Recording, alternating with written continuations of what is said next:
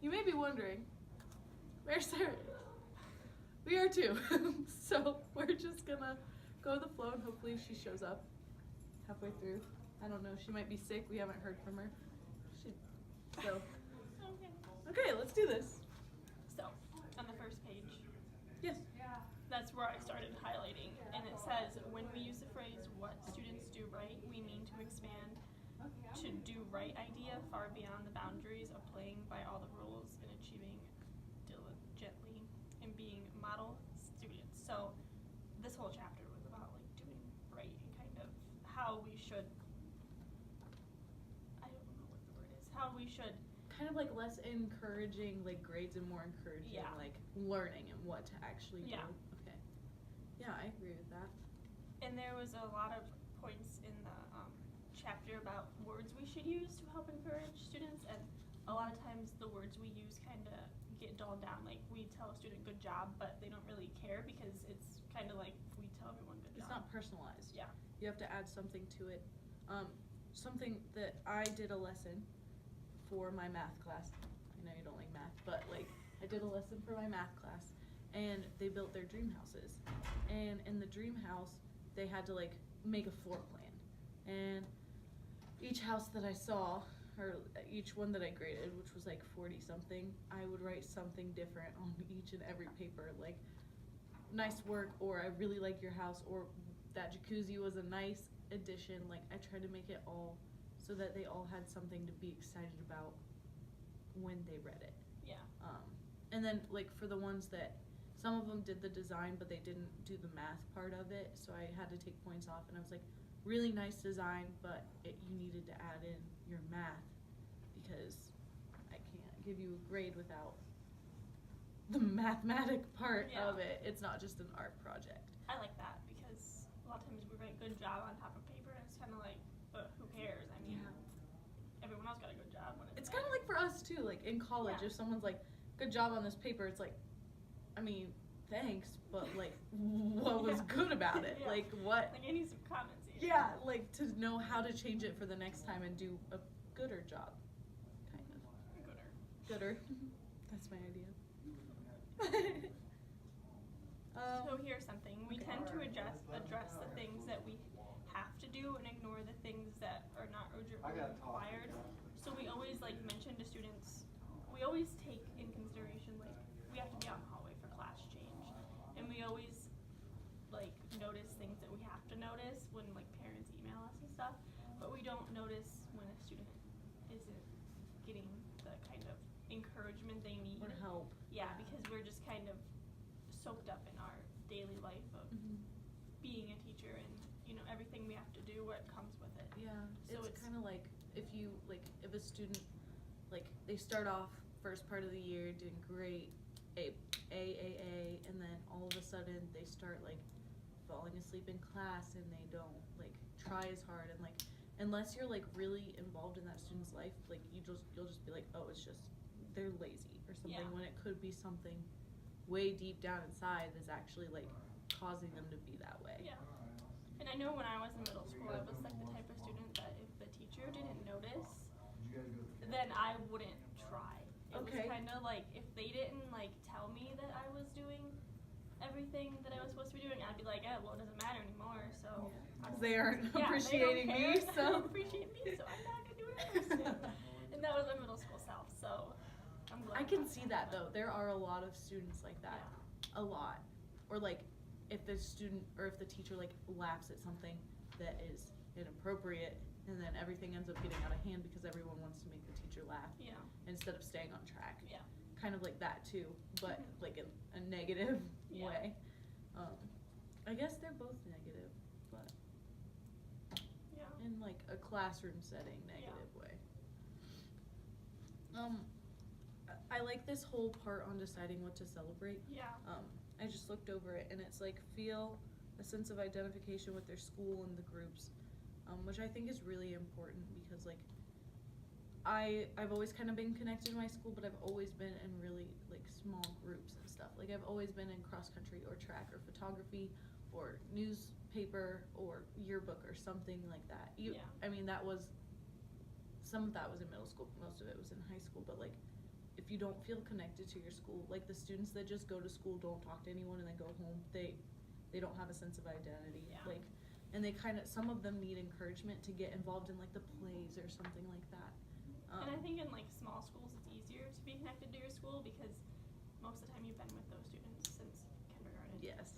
Whereas if you go to Columbus City schools, it's kind of like you could just go to school and not talk to them. Yeah. Go home, it's like it doesn't really matter. No one's gonna really notice you because there's so many students. The trust is a really big thing too. Like if you don't trust anyone, you aren't gonna get connected. Yeah. Like if a tree doesn't trust the ground and doesn't plant itself, it's not gonna grow. Really bad metaphor, but like, you know what I mean. Yeah. Like, all right, let's try again. Feeling wanted or needed, that's something that's really important. Like if a student doesn't feel, like you said, you didn't feel like Yeah. your student or your really teachers. matter. Yeah. So you were just like, well, I was whatever. that way when I played tennis too. Like if Really? the coach didn't like tell me that I was on a varsity, and if the coach didn't like acknowledge the fact that I won my match and everyone else did, I would be like, well, too bad. And one time I showed up late, and he told me I had to run around the middle school because there's a middle school, and I walked around the middle school because I was so mad at him that I didn't. Oh my gosh, that's so funny. Okay, this isn't really like the same thing. It's kind of like, I mean, I guess it's kind of the same thing, but my track coach wouldn't accept the fact that I didn't want to run the 2 mile on the track for a race. So I finally I was like, you know what? I'm not doing well, so I'm just gonna get last by 200 meters. So I slowed down, and then he finally like listened to what I had to say because he was like, you did really bad. And I'm like, I know. But like, it kind of, even though it was kind of sassy, it helped build like trust between us because Yeah. we were like, we actually were willing to talk about what what I wanted and what he wanted and what we needed to do. And what is this? Becoming, okay, likewise, if you believe your students are becoming when they show compassion and resolve conflicts, that's shown every Yeah. day, throughout all of your life. It's not even Yeah. just in middle school. A lot of this goes to show like throughout our entire lives from when we're born to.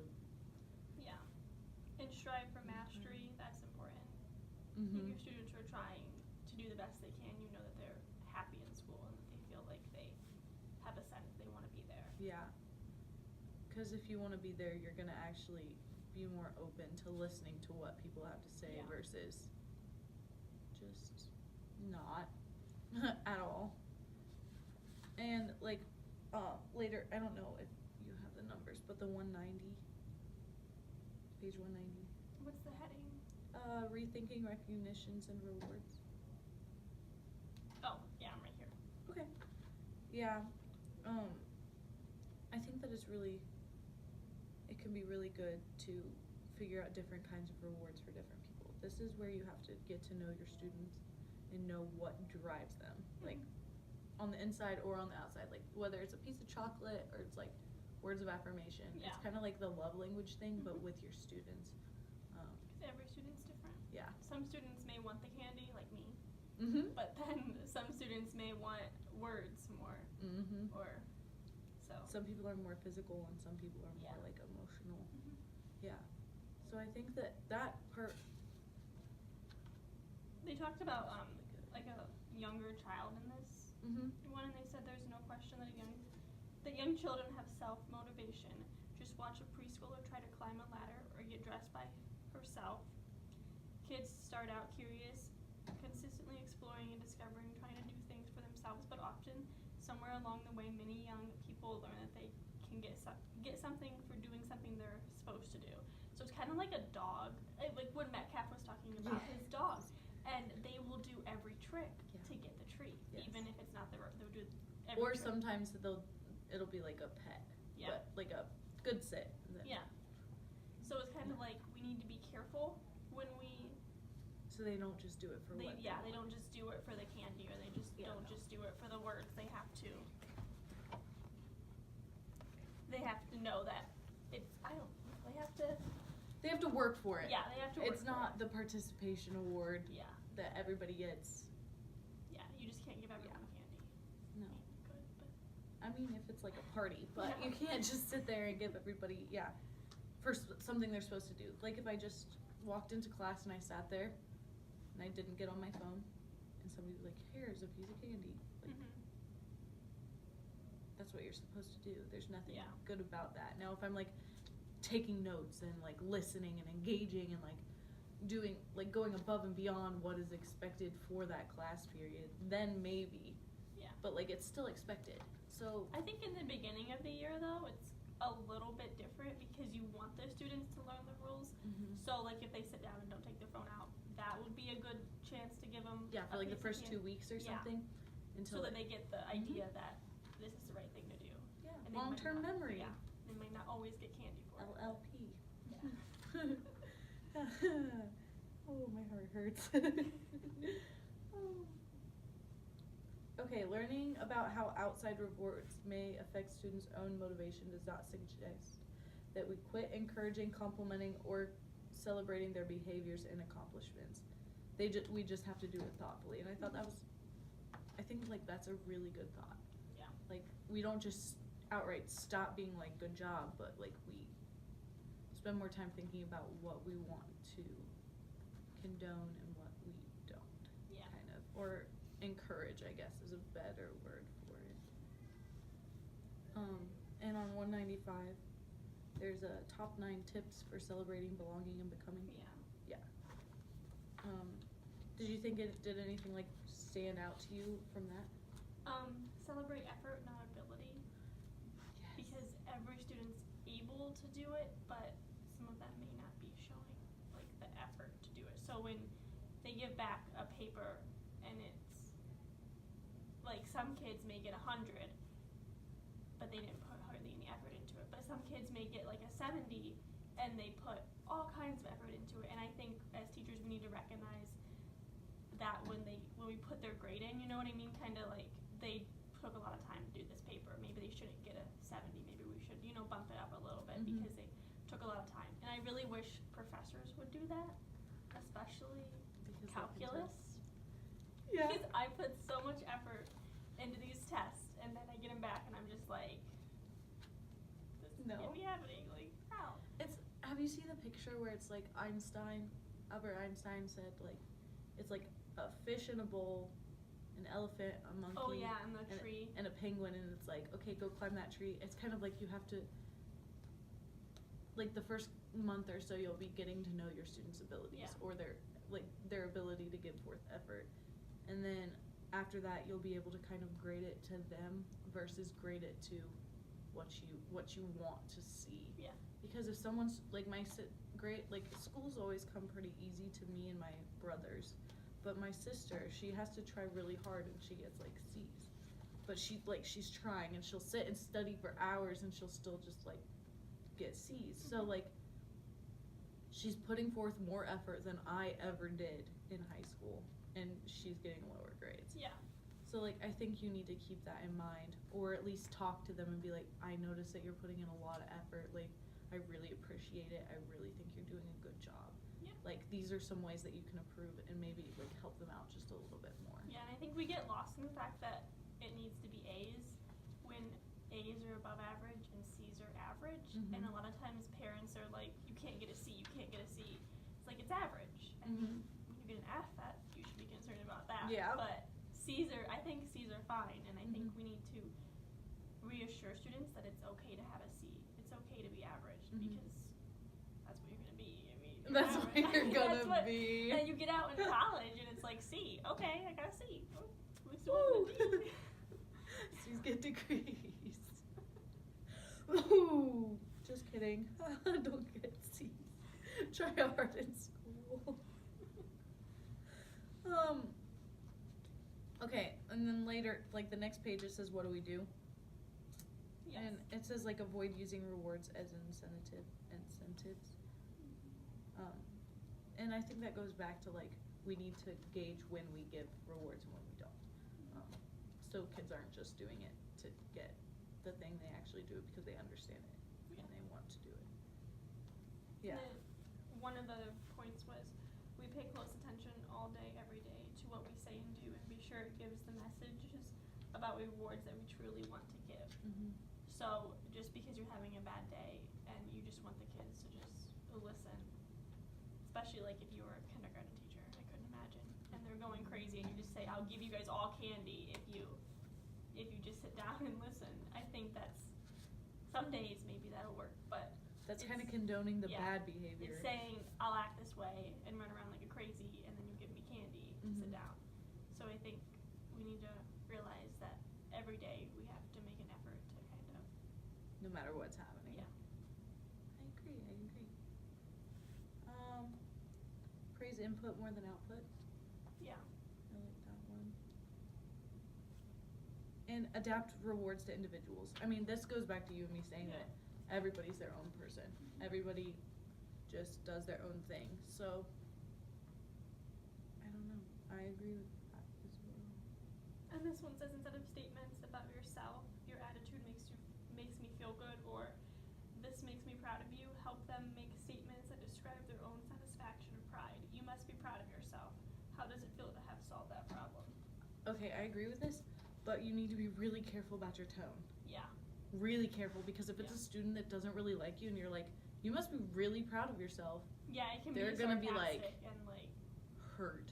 Yeah. And like it can get into some trouble. Or like I think Metcalf in the class that you're in with Shiver Decker, they mentioned about saying you must have worked really hard on this paper. Would you give it back and they got a good grade on it or something?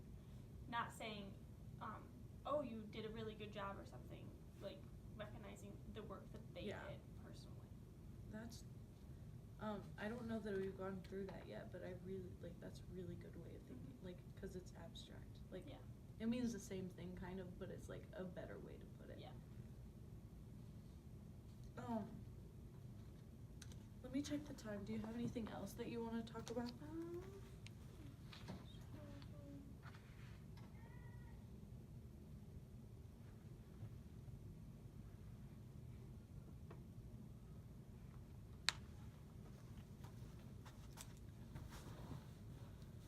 We have like 2 more minutes. Oh, no. There's this thing about encouraging positive behavior. It's towards the end. I think it's a whole page for you, probably. Like a box or something.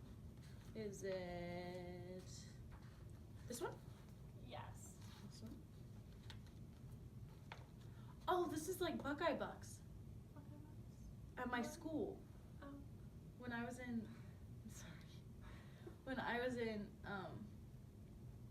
elementary, like the end of elementary school, beginning of middle school, we had Buckeye Bucks because I went to Buckeye Valley. So they were like little that fake makes sense. bucks. Okay, yeah. And at the end of the year, however many bucks you got, you could either turn them in for bonus points or take them to the like treasure box and get like something. And it was a good way to keep track of like not how well you were doing, but like if you were exemplary in class, like you'd get a Buckeye Buck. And then like you could trade it for candy or something, like We or a had bouncy something ball. like that, but I don't remember what it was called. I think we only did it during like Pirate Week or something. You had a pirate week? Oh my gosh. My middle school was crazy. We had like Survivor. Like, you know the show Survivor? Yeah. We like had our own teams and everything, and we like did this whole Survivor thing. That was our year thing. It was a whole middle school. That was cool. That is cool. I enjoyed it. I enjoyed But I like that idea. I think if you're in younger grades, kind of. Not like, I mean, you can do it with 8th graders and 9th graders, but I think maybe more It works 5th better and with 6th graders. younger Yeah. kids. Yeah, I agree. That's not really what is right here, but I saw the cash, and it just reminded me of like Buckeye Bucks because they looked like dollars. And dollars are cash. Okay, so. They're talking about that. Well, I mean, it's not an actual dollar, but it's like names entered into a monthly drawing, which is pretty cool. A free school pen. That's pretty neat. I just didn't read all the way through this. And it's all like the standards for their successes. Continue to succeed, achieve learning goals, take responsibility, and show respect. They're all things you want your students to know and to learn. Yeah. To take from school, not just what they're learning. No, that's they're super going to be They're gonna be people They're one gonna day. be big people one day. This way to track it is pretty good too. Oh, that box? Mm-hmm. Yeah. Yeah, the making cats tracks. Mm-hmm. That's cute. And it has a spot for parents so that you can get your parents involved. Mm-hmm. We had to have our parents like sign the back for Buckeye. Oh, really? Buckeye Bucks. Our school doesn't really have a news, but the shout out on the news could be good. They started something at my high school where it's like students of the month, and then they'll have like different students that have been like recommended by different teachers and stuff. And they have them on a wall. And it's just people that like go out of their way to help others and stuff. We had a news, and we had lunch with the principal. I remember that. Mm-hmm. I don't remember what we had to do to get it, but it was a group of us, and I don't remember what we did. I don't even remember. But there was only like 5 of us, and we got to go to lunch with the principal at this restaurant in our town, and it was so, I thought it was so cool at the time, but looking back, it really wasn't. I mean, it was okay, but it was so cool at the time. I was like, yes, I get to go to lunch with the principal. And I don't remember what we did. I don't remember at all what we did to get that. It was so cool. It was. I was so excited to go to lunch with the principal. I think it's always important to remember to be creative. Mm-hmm. Don't be predictable. Yeah. That's a common thing. Don't do things that every other teacher's doing. Kind of make your own thing so the students are excited to be in your classroom, even if it's something that they don't like doing. Yeah. I think that's it. Yeah. At the end, it adds about, or it talks about how they have, like, today's adolescence has a bad rap because they're, like, immature and moody, but we have to, like, keep in mind that they're going through a lot of changes.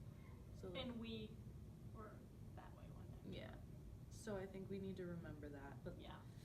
I think that's a really just a good place to, like, stop, because that's a good thing to just, like, end on and think about and remember that, like, everybody has a story.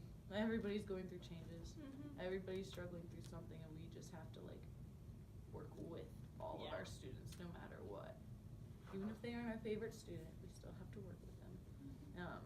And look out for them and try to get the best for them. Yep. So, any last closing thoughts? Nope. Signing off. Signing off.